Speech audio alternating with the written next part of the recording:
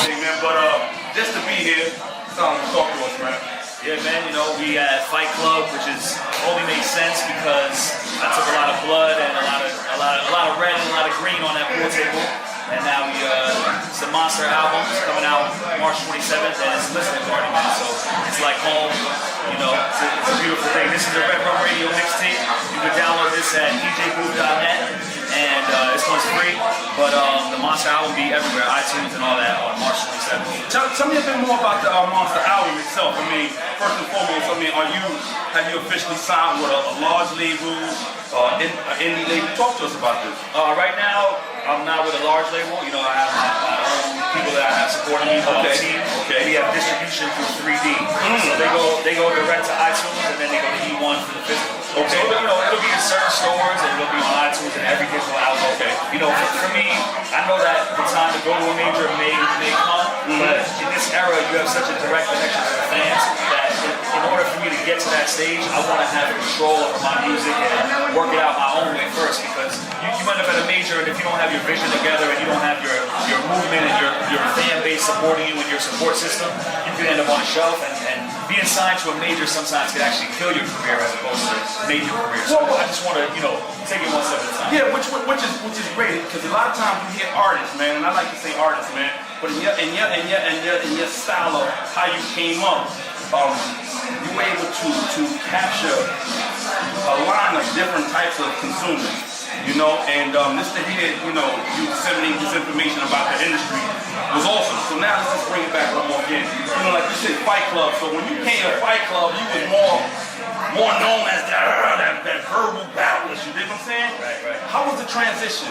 You know, to be honest, it's difficult. It's difficult.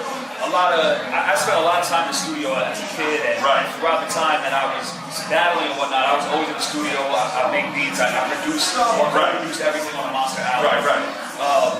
But you get really good at one thing, and then you think you're good at everything. Right. If you go to the studio with that attitude, like, oh, I just won 1 million battles, my songs are going to be dope, you'll never give yourself a chance to step back and learn. So it's definitely a learning process, but it was something I really enjoyed. You know, you have to build yourself into the artist that you want to be. The vision in my head was always huge, and I had to just, you know, exercise that muscle until I could actually make it a reality. Of course. Now, the fact that you're making it a reality, give me some of the artists that you're working with, that you work with on this album.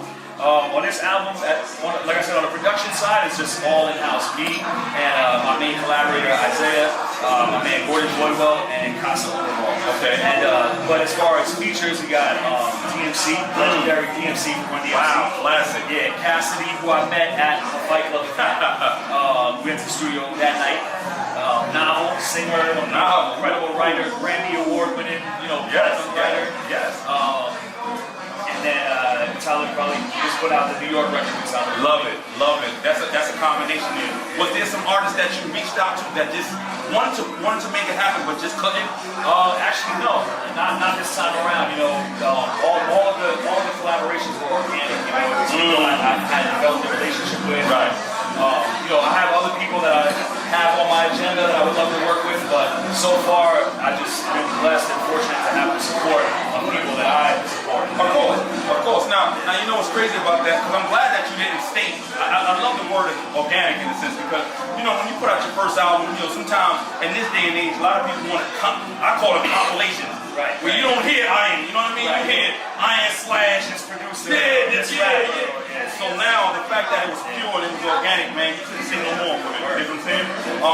Is there any other anything else in the makings or whatever? Because just from like I said, one more again, Fight Club, Iron Solomon, you know the album, it's character there. Any acting in the play? Acting? Yeah, you know, I'll be open to it. Like I enjoy that element of it, and you know, I did some acting when I was a kid. Right.